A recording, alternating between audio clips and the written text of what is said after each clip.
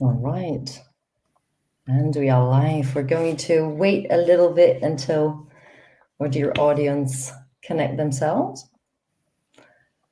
So you have time to take a nice spot at home where you can follow this lovely webinar.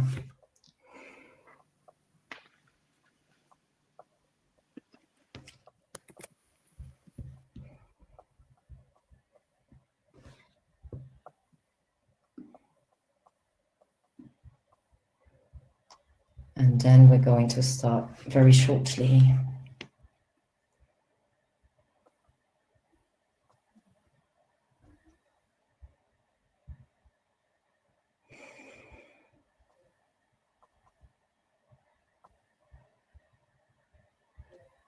See that we are having an audience that is coming bit by bit. Thank you guys for being here. Just giving you a little bit more time to connect yourselves, and we can start. All right.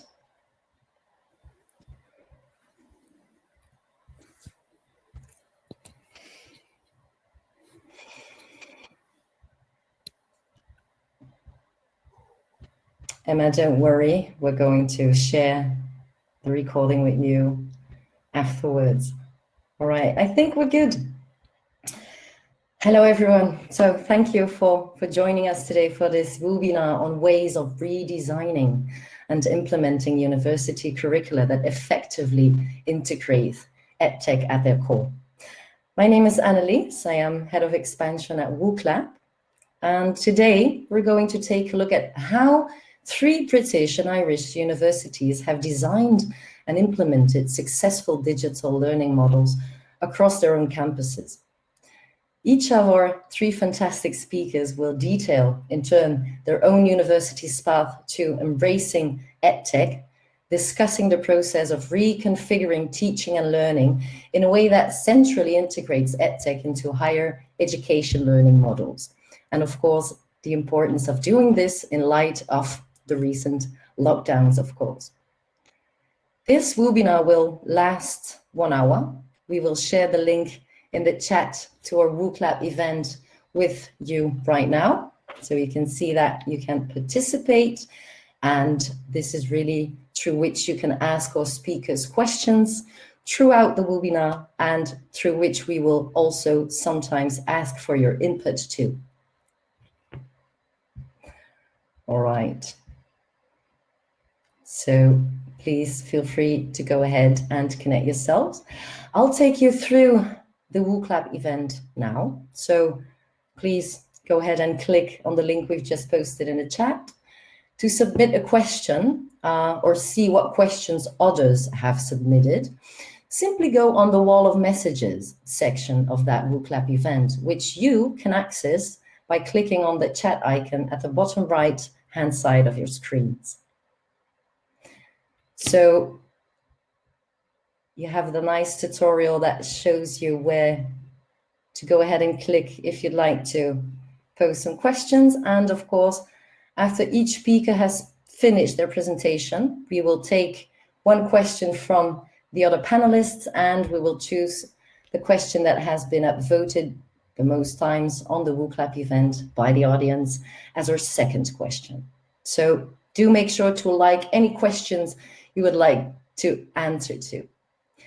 And of course, to upvote a question someone else has asked, just click on that clapping hands emoticon next to the question you'd like on the wall of messages. All right. So further, a summary of our exchange will of course be available on WooClap's blog in a few days' time, and the replay will be available on WooClap's YouTube channel also, and I'll let my dearest colleagues that are working behind the scenes share these links with you in the chat. Okay, so now, dear audience, I'd like to warmly welcome our speakers to this event and quickly introduce them to you. To discuss digital learning, we are pleased to have with us the Vice Chancellor and Chief Executive of Staffordshire University, Professor Elizabeth Barnes, the Vice Chancellor and CEO of Northampton University, Professor Nick Petford, and Ireland's first chair in digital learning and the director of the National Institute for Digital Learning at Dublin City University, Professor Mark Brown. Thank you all for being here with us. And of course, before we get started, I'd like to invite everyone to take out your smartphones and once again connect to WooClap to interact with us throughout this webinar. So you can log in by scanning the QR code that is displayed on the screen or by clicking on the link in the chat. I'll give you a moment to connect, and also feel free to interact with us on Twitter by tagging WooClapEN and adding the hashtags, #webinar, of course.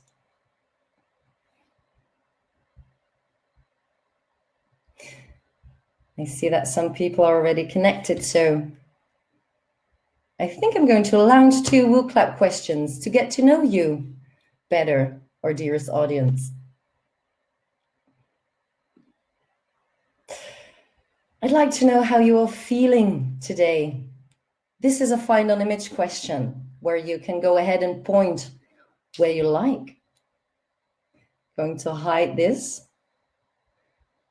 So you can point, of course, where you think you are feeling today in this lovely, lovely tree of people. And I see that one is hanging on the branches. One is actually taking a swing. One is falling down. So I hope that you will get up again soon.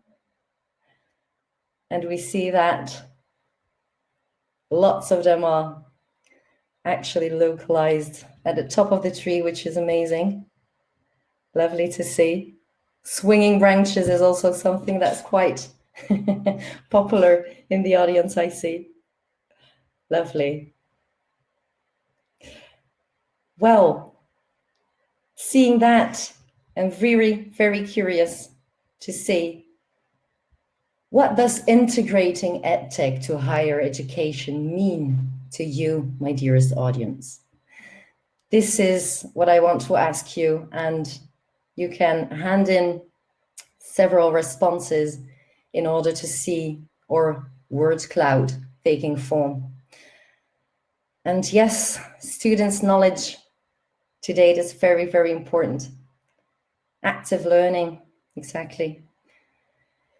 Those interactions with our dearest students to have a better learning experience, yes. The accessibility, of course. Remote learning tools. Lovely to see what you're thinking of and what integrating EdTech to higher education really means to you. Active learning, interaction, interacting, different. I'm going to stop the word cloud because I think that we have a nice one going on here. So pedagogy, yes, the differences with what we need to cope with today, of course, the digital skills we need, active learning, flexibility, being flexible is very important, of course, since what happened throughout the world. Right, great. So now that we've all answered, I'd like each speaker to briefly explain what centrally integrating EdTech into the curriculum means to them. So what is your vision for EdTech in higher education? Dear Liz, I'd like to start with you. For inviting me to speak with that. It's really good to be here. So speaking as a senior manager, centrally integrating EdTech into the curriculum for me means that it's got to be central to our strategic mission and our vision. It has to be driven from the top, but owned at all levels and right across all parts of the university. And to demonstrate our commitment, we've had a Pro-Vice Chancellor digital for nearly 2 years now, which I think is not very common yet in the UK.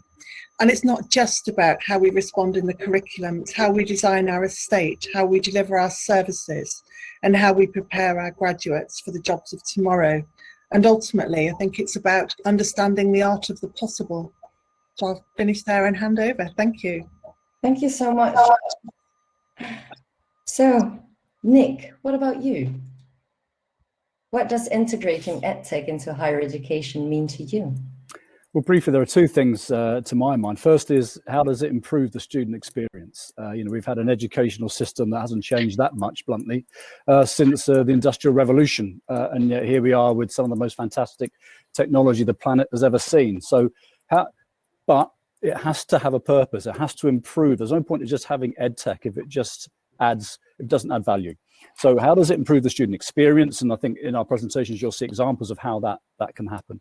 But I think secondly, also allows students to develop their digital skills. And that is important because more and more employers are saying to us, well, it's all well and good having the trademark skills for a particular course that you're studying, but where's the digital component? So I think those two things, improving the student experience and embedding properly digital skills in the curriculum at all levels. This nice and interesting insight.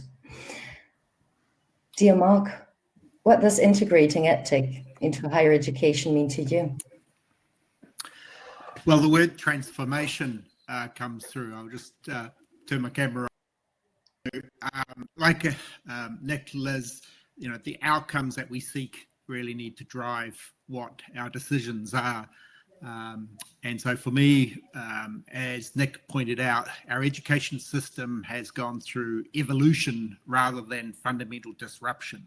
And so digital technologies provide us opportunities to do things differently, not just to do the same as we've always done in a different way. But ultimately, in a university education, I see it as a way to prepare people to be more critical thinkers, critical consumers, and critical citizens for a very uncertain world that we live in today.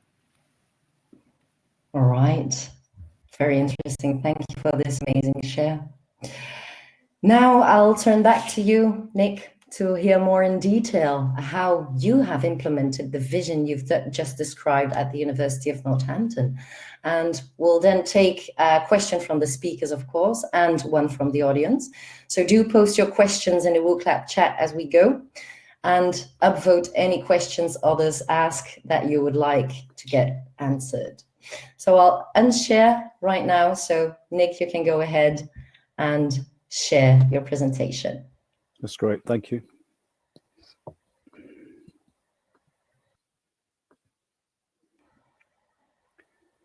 Take a few seconds to get it sorted. Is this my eating into my 10 minutes, is it? Don't worry. It's all right, I'm joking. Okay, hopefully you can see a screen there. Can you confirm? Perfect. Good, I'll just maximize. All right, so let's start the clock ticking then. Liz is absolutely right. The whole point about developing a coherent digital strategy is to have it baked in at the highest possible level. So this is our strategy at the university. There are three things. Future focused is one of them, super supportive, social impact. The way that we see this idea of a future focused university is through digital disruption. Mark mentioned that. It's through this idea of getting smarter, using technology and big data. And I'll say something very briefly about the link between digital technology and big data and student behavior right at the end of this talk. Why would anybody want to do that? Well, because the whole world is transforming to a digital environment, and not to be able to see a strategic link through all of those activities into the highest level of the operation of the university is to miss the opportunity.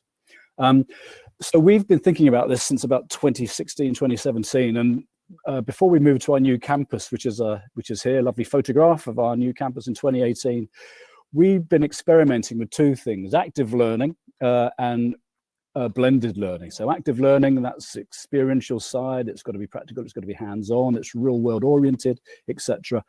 Blended in, mixed in with technology. This is where the EdTech bits here, the technology advanced piece, and also what I said about digital literacy. So the whole point about this is to actually have a positive outcome for the student experience that allows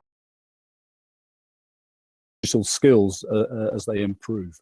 So two things: active blended learning and so active learning and blended learning coming together. Now, just a bit of background on what convinced us as a management team to convince the rest of the academic staff who might have been skeptical that active learning as a thing adds value is from a study that was in the public PNAS, which is the Proceedings of the National Academy of Sciences in 2014, where they looked at this chart here, the failure rates, a lecture up at 35% versus for active blended learning, a reduction.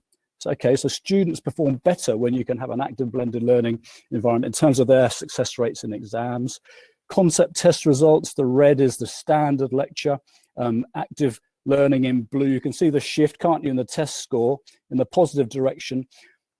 This was a massive study of biological sciences across the United States of America, clearly showing that active learning works. It's worthwhile experimenting with in all of our institutions. So that's the active bit. What about the blended? Well, lots of descriptions of blended learning in literature. Some people have assured me it's all about this. It's online.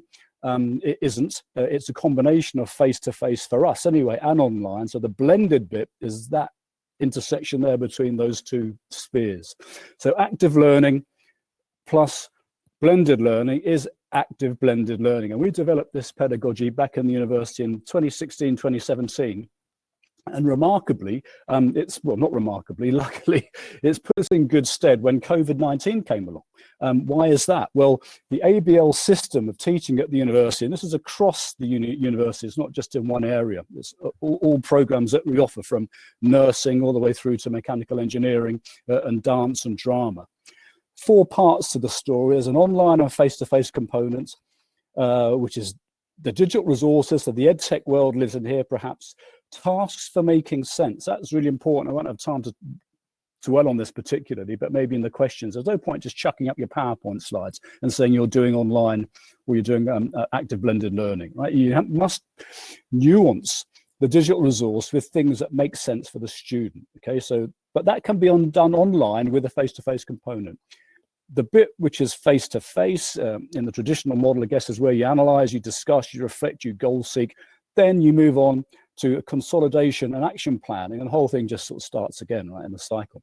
Now, with COVID coming along, online was already there throughout this ABL process and at the end of the process. So the face-to-face, the only bit really had to shift significantly for us was the face-to-face component, the 3rd box out of the 4 for ABL, which is much easier to do than a lot of our colleagues at other universities who had to just shift and lift everything online more or less from scratch. So I think we were at a bit of an advantage because of the way that we've reconfigured our pedagogy over the last couple of years prior to COVID. So that's a bit of history. Where are we now? Well, again, what fascinates me about the use of EdTech, here's a nursing student. The video should run. You can see what she's looking at through the virtual reality goggles, which is this on the screen. So she's inside a virtual hospital looking at a patient, an avatar, which is a child. She can investigate and interrogate what that child is suffering from, why it's in hospital, stood up in a room with 15 or 20 other students beside her. She doesn't need to go anywhere near a physical asset, which is a hospital. So technology doing the hard, heavy lifting here is essential.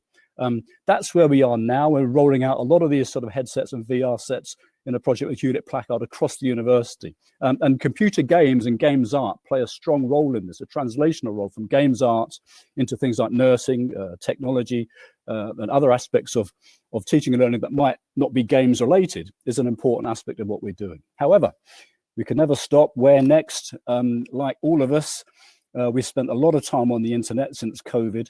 The cheesy phrase is going from bricks, which is physical assets, think of a university in that term, to the clicks. So what should we be doing now? What are the next innovations around in the IT sphere, the EdTech sphere, also where there's revenue to be made? And we're interested here in this graph, which is the amount that you have to be slightly pinch of salt with some of these things, but 200 billion to 375 billion up until the end of this decade is the size or the growth of the e-learning market. So how can universities be more like retail or supermarkets, okay, where the trolley, the physical asset of buying goods in the store, the equivalent would be teaching in university, moves more online, but in a way that isn't clunky and slow, but is fast and efficient. So that's a challenge for us. And I'm going to leave that point there. We've got some ideas about how to do it. But but I'd be very interested to hear what my other colleagues on the panel think and what you think as an audience. Coming into close, a link to the strategy. This is important. So we see all of this, digital and IT, as a competitive advantage for our university. So we're trying to draw together what we're learning about how students consume teaching and learning in the active blended learning model. We can monitor it closely. We're developing a single blackboard powered by Microsoft BI. Salto, that's the way that we look at how students move across the university through the swipe cards. Network data, we've got the VLE uses, etc. Learner analytics, all of this stuff, timetabling, can be driven far more efficiently and effectively by the use of big data. And we're lucky enough to have a university which is built around a smart campus, which shapes our holistic decision making. What does that look like? And, and again, one very quick example. So why we do this, so transform to the digital world. Now, here's a strange chart that you won't have seen before of a university.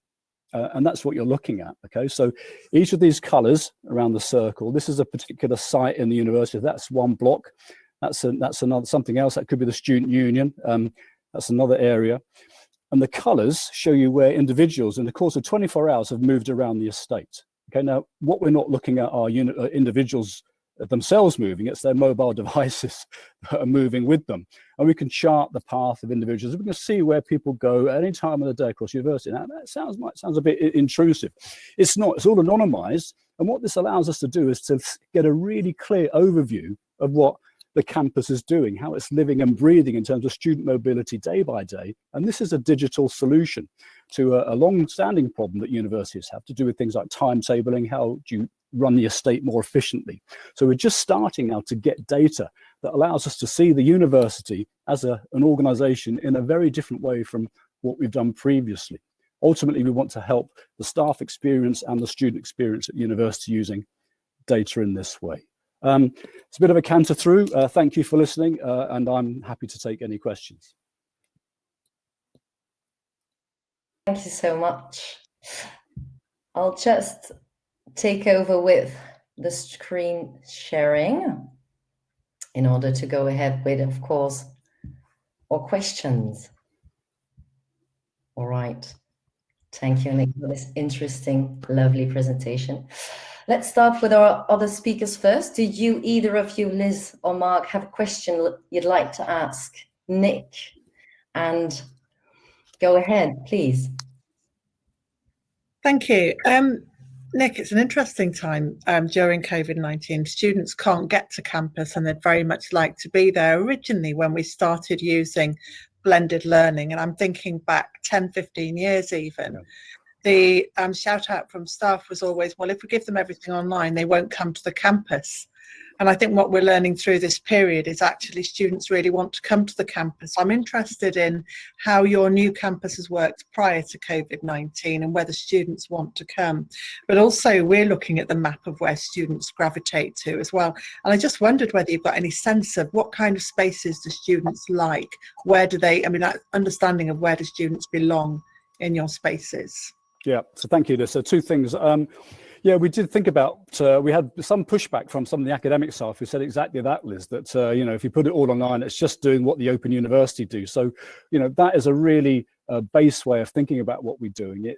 We struggled we made a big effort amongst the academic staff and got real champions who are using this sort of technology anyway already without even knowing they're at the forefront. And so they became the kind of, for some of the more cynical people, they became the sort of beacons of light through all of this. And then it just took off like a house on fire, really. And, you know, a lot of our students, they commute in, they don't all live in halls of residence. The thing about having a technology like this is that you can, you've active blended learning on the bus on the way in, on the train, you can do it from home, all of those things. That allows much more flexibility. This is all pre-COVID.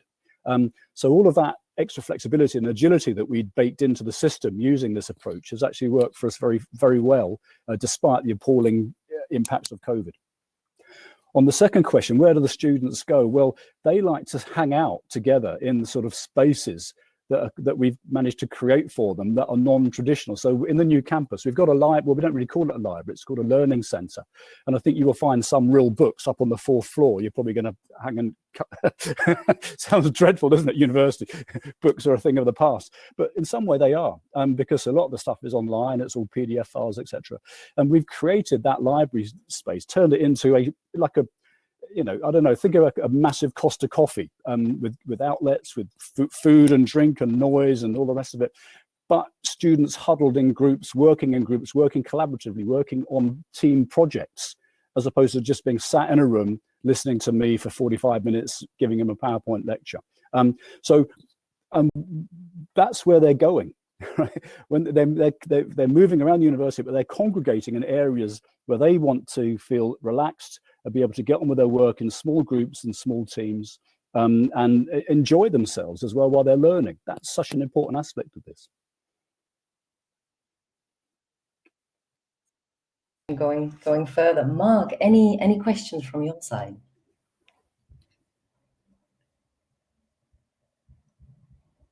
If Mark is not still with us, I hope so though. Let's go over to the messages, the questions. Mark, please go ahead. I think that you should just unmute yourself.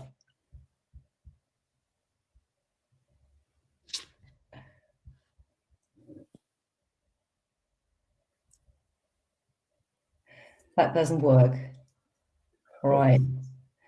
I hope that you might find a way to the mic for the next part. Let's check that out with my colleagues behind the scene. Don't worry about that. And let's go ahead with the questions from our audience. And we have some nice incoming. I'm just going to take the ones that have the most likes. So we see, have you compared the learning outcomes of virtual reality experience versus real life? So back to you, Nick. What is real life? We're all in a virtual learning experience, aren't we? Really, don't really get the question, to be fair. I mean, I think that's if what you're saying is, does somebody learning something with a set of goggles on make it different from learning it in a mock-up of a laboratory? We haven't done that. That comparison, and I don't think we ever would, to be fair. We get the feedback from students and from the developers with, I don't know, for Hewlett Packard, for instance, the scores are off the scale in terms of how they interact with this virtual reality. That doesn't mean that you don't necessarily, in terms of nursing, have to have physical hospital beds in the university with some dummies that you can inject and all the rest of it. You do need that, but as a parallel source of providing high quality learning, VR works brilliantly. All right, thank you. Let's go to another one. So what do students want to come to campus for? And what do they want to do online? Would be interested to get some data. So we have a twofold question there. Well, they want to come to campus for the same reason that any human being wants to interact with any other human being, because we are social animals, we are herd animals. And we like to work together. But that doesn't mean that you have to be taught in that way. It means you can congregate to a place of learning and then be taught in a wonderful variety of different ways that involve digital, but you don't want to do it in your bedroom. And who can be blamed? I mean, unfortunately, one of the byproducts of COVID is a lot of people are having mental health problems, issues, perhaps about some of our students even, because of isolation. That tells you everything you need to know about why a physical campus is really, really important, right? We're not inventing the Open University Mark II here, nor is Liz, nor is anybody else interested in digital. We're just building on technology, which is fantastic, and which allows us to do really innovative teaching and learning in a social space called a university, right? This will never get rid, in my mind, of the physical need for people to congregate and learn together. All right. Thank you so much. Good. We have still lots of questions, which are very interesting. These are going to be submitted to Nick at a later stage after the webinar, and then we will get some answers to that. But please, let's go ahead and now we'll learn and hear from Liz about how Staffordshire University has gone about implementing their own vision of tech in higher education. So I'm going back to my presentation, and here we are with Mrs. Barnes of Staffordshire University. Thank you very much. I've taken the easy option, not loaded up the presentation myself. So next slide, please. Thank you. So I wanted to start with our 2016 strategy. And what I'm going to point to first on that is if you look at the outsides of the triangle, it focuses on great courses and teaching, great student experience, and great learning environments. And in the centre, putting our students first. And I think that's where Nick started when around why do we need EdTech?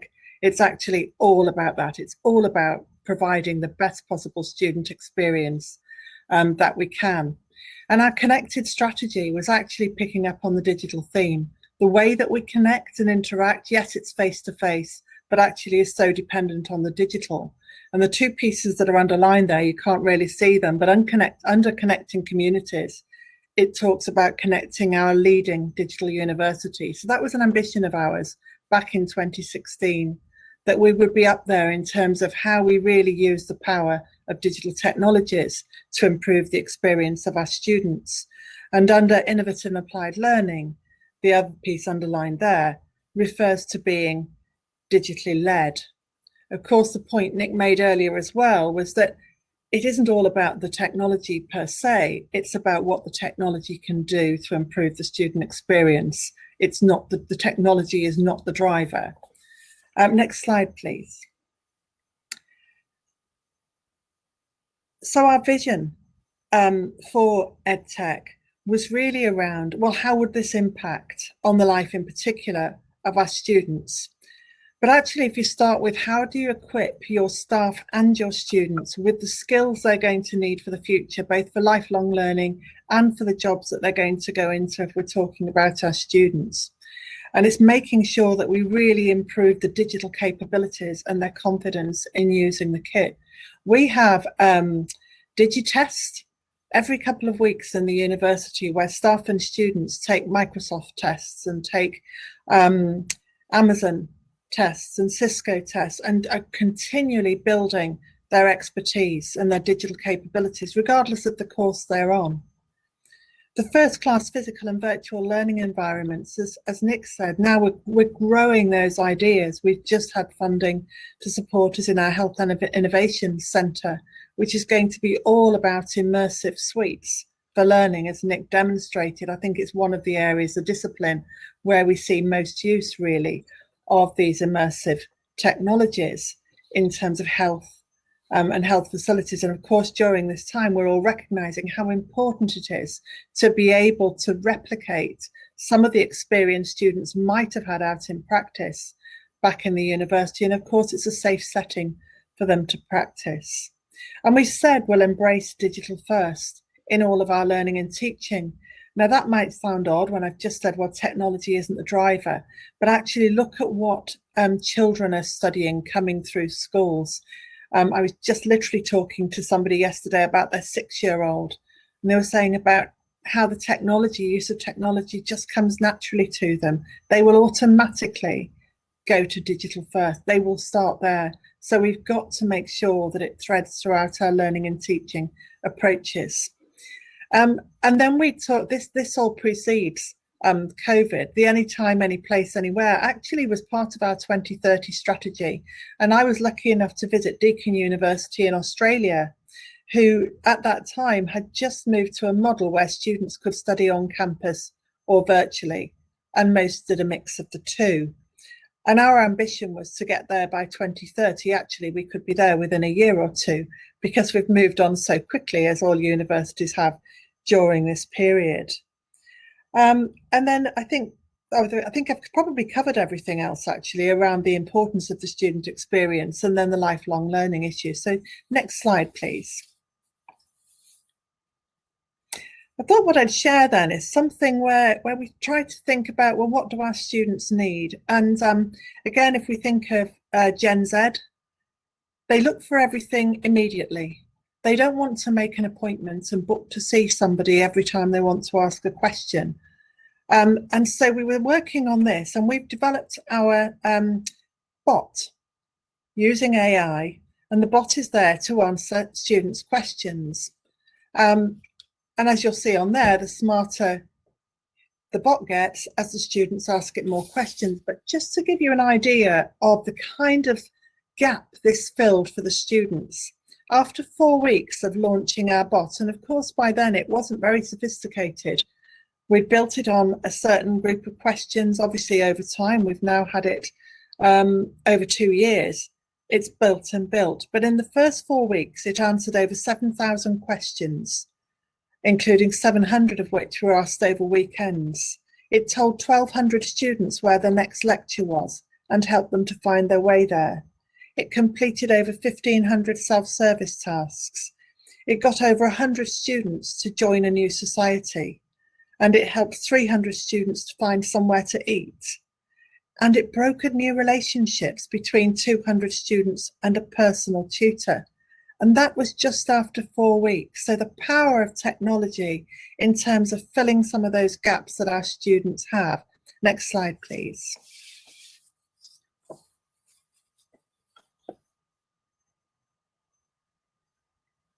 And this shows you the sorts of things now that the bot is beginning to do.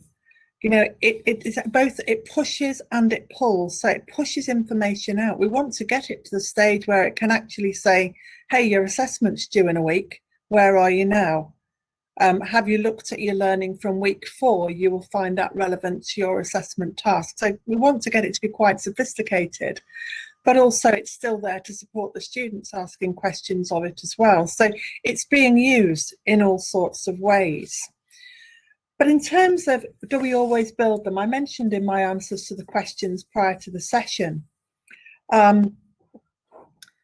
that when you're building technology, what you need is an IT team that focus a lot of their time on innovation rather than focusing their time on keeping the lights on, and it's how you balance that time.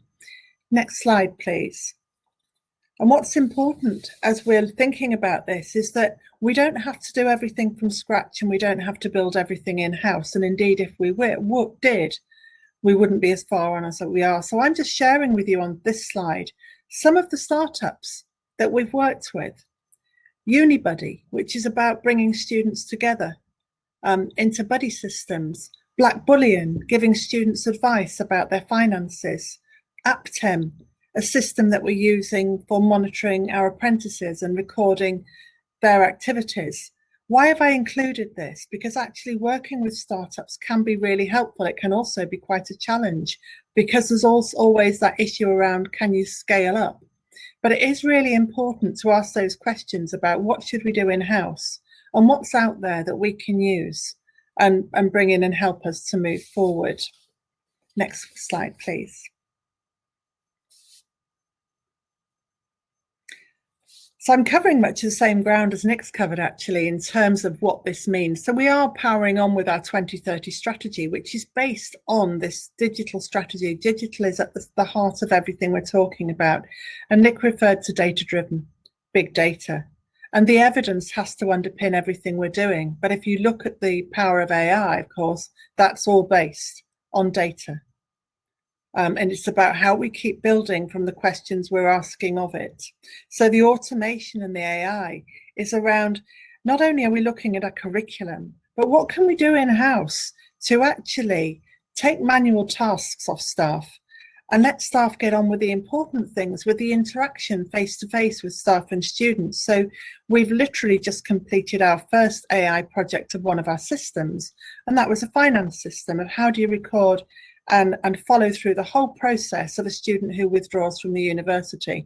And it's actually quite a long drawn out process. We can now do that through AI. And we've got 9 more projects to complete this year where we're looking at tasks across the university that can be automated. Hyper-personalisation. This is around the students being able to make their own choices about when they learn and how they learn.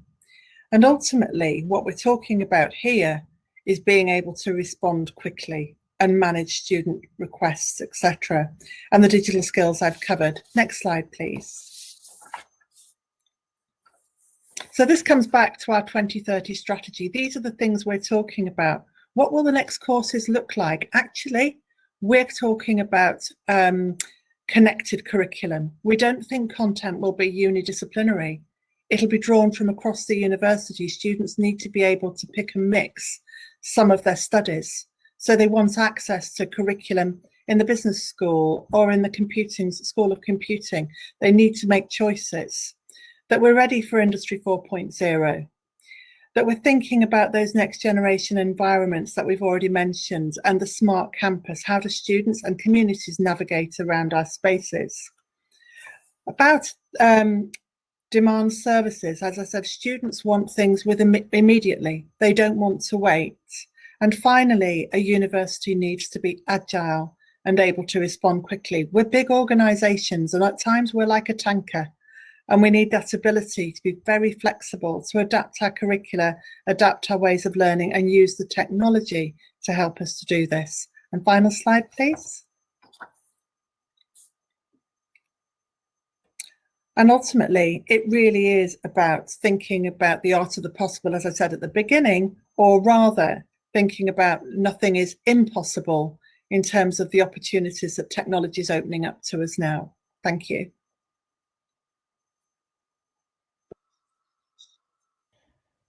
Great presentation, very interesting. Again, I'll turn to our other speakers first. Do either of you have a question you'd like to ask Liz? Please go ahead. I was wondering, Liz, students experience their university life through the program in which they study. So have you done anything in particular to ensure your connected strategy lives at the program level? Yeah, absolutely. And one of the things that we've been asking all teams to think about is how digital technologies are transforming their particular discipline, or particularly the kind of jobs that students are going into. So you've got to take it to a discipline level, because it will be different in every area. But actually that understanding of the fact that digital technologies will touch every discipline. And so that's where we started on this. Think about what you're delivering and how digital technology applies in your world and the connection there. Does that answer your question, Mark? Any questions from your side, Nick?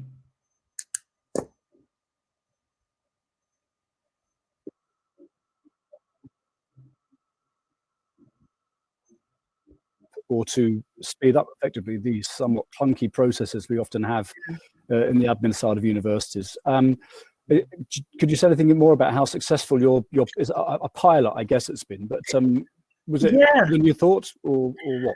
Yeah, I mean, actually, we've made a fairly big investment here, because what we actually did, and this refers to Australia again, Mark talking about Australia earlier and what happens there, but we brought in a director of transformation just over a year ago, and basically said, go anywhere you like, go and find out where the blockages are in the university, look at where we could do things in a much smarter way, work with the teams to identify where processes could be easily automated. And so that was our starting point, just looking for where those places are. So we've identified 10 areas, and then we're sending the team from the digital services team in to work with the local administrators or the professional services staff to map out their processes and then build an AI system. And that's our plan over the years. So it's sort of a pilot, but not, because actually we're just cracking on. As I said, the first project is complete. We completed it at the end of September, I think it was. We launched that and moved on to the next one. And I think one of the other points I made was, when we're doing this, some things fail and you just have to fail quickly, learn from it and move on. And so we're not afraid to have a go. Of course, what we have to be careful about is you don't do it on your major student systems, because we can't afford for those to fall over. But it is about being clear on what we can do and what the risks are as we automate these processes. All right. Very interesting. Thank you for these lovely discussions. Dear audience, due to some time constraints, let's go ahead with the last speaker's insights. So last but certainly not least, Mark, I'll let you tell us about what Dublin City University has done to transform its higher education curriculum with EdTech. So please go ahead and share your screen.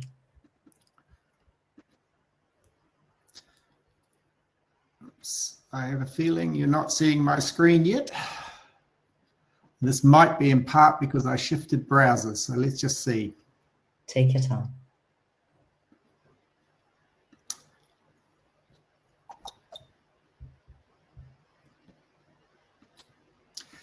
I'm just going to have to make a quick change of browser, I'm afraid, because if I go back to my original browser that has the settings set up, I can share the screen with you. So maybe you could just take a couple of questions and I'll be back in 1 minute.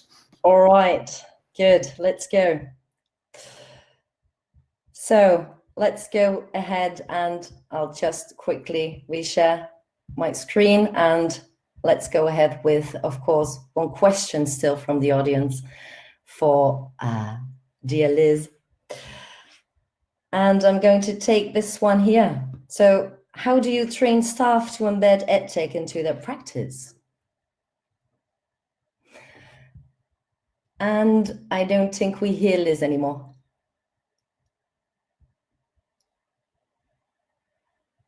I was on the that same old thing about. All right, go ahead. Thank you. Of course, we've got to have staff who can support in terms of this. And Matt, I notice, who is one of our team that has been supporting our staff, is on this call tonight. And so it's about making sure you've got a central team who can go out, and it is about, as we say, sitting alongside Nelly. You actually have to do sit and work with staff, or now get online and spend some significant time. But also we do a lot of mentoring. So we've got staff that become champions and then lead on certain initiatives. Now, we had a member of staff a couple of years ago who really took to the use of Teams and started using Teams in his teaching. And then he worked with groups across the university, and that was rolled out, fortunately, before COVID hit. So it's make use of the staff that you've got right across the organisation, as well as those that you might have in any central CPD team. All right, thank you. So I am back, and I wonder if, since this is, you have your backup plan of having my slides there, you might want to share them, because my original browser does not give me the audio, and the second browser does not have screen sharing rights on this platform. Don't you worry, we are ready. Just go ahead and indicate when I can change slides. Grand, and as you will know, I'm going to interrupt the flow a little bit on the basis that I have a reasonable number of slides, but I'm going to talk quickly because that took a little bit of time. Folks, I have the luxury of being on the university's executive with a responsibility for digital learning, but I also have an external role. And when Liz talked about the art of the possible, in many respects, my job is to think about the art that's possible and to challenge and really push our institution. But I, as I say, have a different role beyond the institution. What I'm going to tongue-in-cheek ask here is, how do you go from digital in part to digital at the heart of your organization? If you go to the next slide, that question, I think, raises a different question, a related question, which is whether the focus that was originally at the start of this conversation about integration is actually the right goal. Is it bold enough? Does it really fully encapsulate the level of transformation that you're really looking for? And on my next slide, if you go, I guess I'm challenging us a little bit to think outside of the box. And it's one of the reasons in many respects why I'm not a huge fan personally of the term blended learning, not without some local interpretation and narrative that goes with it. And I may even have control of the slides. No, I don't. I just saw an arrow here. So next slide.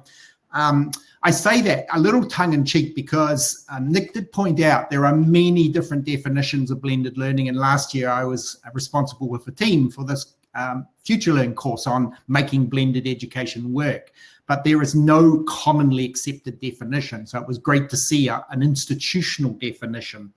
On my next slide, we're starting to see the word hybrid emerge. It doesn't roll off the tongue particularly well, but the difference perhaps from blended learning is it does suggest that you're putting more than one thing together, you're grafting it together to make something better. Actually, we've been blending for many years, and it doesn't imply necessarily that it's transformative. On my next slide, though, I think what it shows, and this is a consistent message in all three of the talks to date, is how the words really matter. One of my personal inspirations, if you remember, the Dead Poets Society, in the sense of thinking differently about education. Language really does matter. And on my next slide, at DCU, the Dublin City University, we've had a long history actually of distance education, almost 35 years of history when we hosted once the National Centre for Distance Education. Unlike many universities where we could have just said DCU online, and you see the similar mindsets here actually with my colleagues, we talk about DCU connected. We wanted to shift the focus away from a mode of delivery online to the outcome that we were seeking. We wanted connected learners wherever they live. And we do know that many campus-based students report being very disconnected. We had to compromise a little bit for Google search engines and put the word online in for a tagline, because otherwise you don't show up in Google searches. The next slide shows how that thinking about language and use of metaphors is really powerful part of your strategy. Sorry, that's just a little bit of infocommercial there for DCU Connected. On to the next slide, because we also extended this metaphor, and our virtual learning environment is known as Loop. A loop of people, a loop of technologies, a community of people. Loop doesn't mean that the learning management system is at the center. Actually, the loop of technologies embraces the things that are on the edge of innovation, the technologies that students use in their learning, many we don't know about. So that's just an example of really how language matters a lot. Next slide, thank you. The focus on language here draws very heavily on an ecological view of an organization and of learning, the learning ecology. So historically, we've focused on campus and class learning. If we go to the next slide, the new learning ecology, where we have to think about the impact and potential of new digital technologies in all four of these quadrants. And actually, there's a leakage increasingly in the digital domain that is forcing us to have to think about that. And that's very much the case right now in the COVID world, where off-campus, out-of-class activities are very hard to replicate in the same way, but we're finding ways of doing that. From this perspective, your learning technology is part of a much wider organizational culture. But we know that culture can really be very conforming. And if you go to the next slide, a very famous quote here, you've got to remember that culture eats strategy for breakfast, probably lunch and dinner too.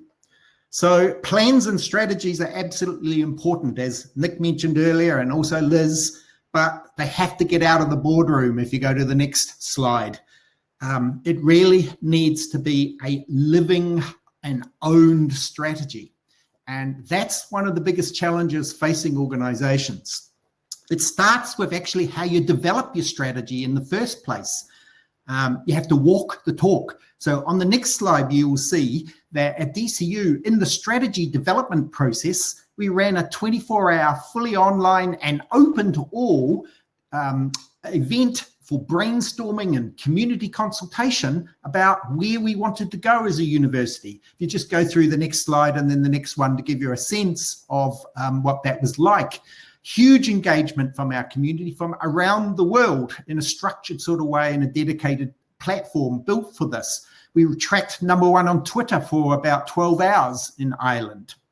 So in my experience, universities are typically at the strategy level very much trying to tame the technology rather than harness the disruptive potential of that technology. And this is a little problematic what I'm showing you in that slide. It's not quite like that, but it's to give you a sense of what is the outcome you're wanting, just substitution or redefinition and transformation. On my next slide, it also reinforces that cultural view that you need drills right down to the people, because we know fundamentally from 30 or more years research and new technologies in education that people matter most, that actually what our academic community do is take their existing views of teaching and learning and apply it to the new technologies unless we fundamentally challenge their thinking. It also includes us needing to challenge some sacred cows, as you'll see on the next slide. Perhaps the lecture, but right now the exam has come under great scrutiny, and maybe that will be a legacy, a positive legacy post-COVID-19, although I can advocate why exams are important. So you really have to get out of the box, and as this next slide says, you have to be very careful, particularly when there are so many snake oil merchants selling us new technologies, that remember you can't just unbox something new and expect that it's going to transform pedagogy because it looks good. If the goal is to produce more creative, innovative, and imaginative learners, I've never heard anyone tell me that's not one of the goals, then fundamentally you have to have more creative, innovative, and imaginative educators. And so that's a really crucial component to this. As Liz mentioned also, and this is a very famous quote on the next slide, you have to give people the freedom to fail. So as Samuel Beckett once said, ever tried, ever failed, no matter, try again, fail better. And that's partly why we've been using MOOCs at DCU. Coming towards the end, I've got an eye on the time, apologies if we're running very tight. Critical self-assessment of your institution is crucial to building digital capacity and fostering a transformative sort of innovative culture. So on this next slide, we just recently, as recently as yesterday, launched this report with the European Universities Association on developing a high-performance digital education ecosystem. So I invite you to have a look at that report because it gives you a number of different tools and benchmarking instruments that you can use to build that high-performance culture. I'll post a link in the chat box. Last slide, I believe. So ultimately, my final word, if you like, is that, whoops, one more slide. These placeholder slides are not helpful when you're not in control of the keyboard. It's easy for me to say this on the one hand because I'm not a vice chancellor or university president, but I'm pleased to work in an environment where we have got the courage to be future makers. And I won't read the rest because I think what you've seen in this webinar, this discussion, is a common trait of the leaders you've got talking at different levels in their institutions, willing to have that courage. So thank you very much.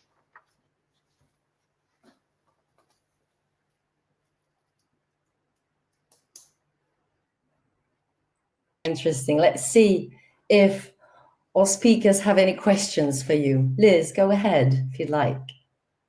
Thank you. I agree with you totally about culture eats strategy for breakfast, but I'm quite interested. Do you think your culture has shifted in the sort of the way that you want it to? And if it has, what is tangibly different? The literature on culture would suggest actually your institution, your organization is made up of lots of subcultures. And actually, sometimes it's the tension between those subcultures that can be very positive tensions. You can harness those tensions. I touched on that institutional report on how to review, if you like, and self-assess where you are at this point and where you might want to be in 5 years. We've just completed that kind of self-assessment. We brought an external panel in. Several people from the UK were on that panel. It ended up taking a year because we started pre-COVID and had to sort of delay things, drew on a lot of data. And what we can say is it's lumpy. And I think, you know, it's all very easy to be on the talk circuit and rah, what is possible and what's all the innovations we've got. But there's a great study that was published a couple of years ago about how in the research there is positive reporting bias to the innovations that work. It's the innovations that fail that we should also make sure we learn from. Yeah. So finding, as you say, the safety net that doesn't risk the outcomes for learners. So truth, it's lumpy. Yeah. Thank you. Thanks. All right. Nick, anything from your side? Thank you, Mark. You talked about the idea of being a future maker.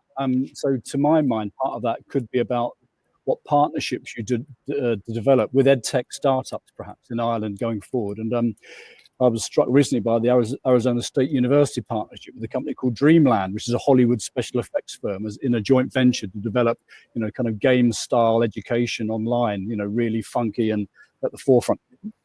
Do you have any plans to do something similar in Ireland? So partnerships are at the core. Drawing on that ecological metaphor, no university is an island. We're part of a wider ecology.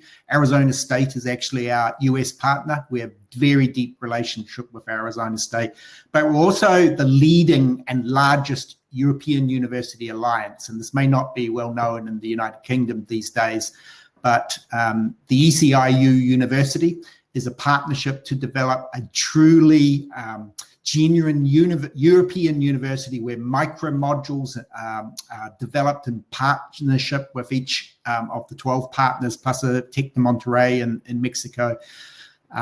Micro-credentials are key to this. I was on the European Commission's micro-credential consultation group, so we have a big talk and a white paper being launched tomorrow. So partnerships are just crucial to this, how to benchmark yourself and learn from others.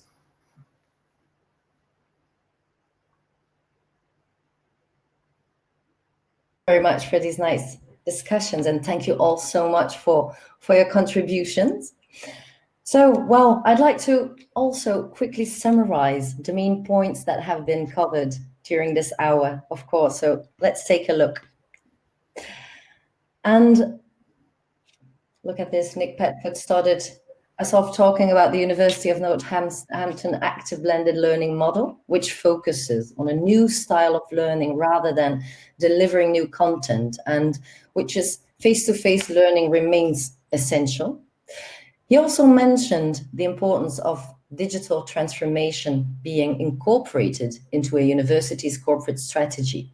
And I am recalling going from bricks to clicks and having champions as beacons of light, of course. Then Liz Barnes spoke about Staffordshire's connected university strategy developed in 2016, then ran us through a few of the many ways in which this strategy actually has used in EdTech, and including Beacon, the AI bot who serves as a student coach, and the fact that most services at Staffordshire are now offered both online and face-to-face. She spoke about the important point that failure is a part of growing and developing digital strategies. And I'm also recalling going from tanks to being agile. Then finally, Mark Brown detailed Dublin City University's efforts to not just integrate EdTech into current teaching and learning models, but instead to fundamentally disrupt and transform teaching and learning and the culture and language we use to describe it. He highlighted DCU's efforts to make this transformation community-led, including the 24-hour online consultation session. And he also mentioned his new report on developing effective digital learning ecosystems, which I am sure we will all read with interest. And I am also recalling that culture eats strategy for breakfast and to give people the freedom to fail. As we have quite some time constraints, if there will be any questions still from our speakers, from our audience, we'd like to go ahead, and I'll check if anything is coming up, and that was really something that we can also discuss asynchronously also when we're going to post this on our networks, on our social networks. So I guess this is the time to really go ahead and also thank you all for joining us, and go ahead to describe this webinar in one word, if you'd like. So people who are still here, do connect yourself with the QR code on the screen. And please, Liz, Nick, Mark, if you'd like to say a last word of thanks, feel free. Thank you.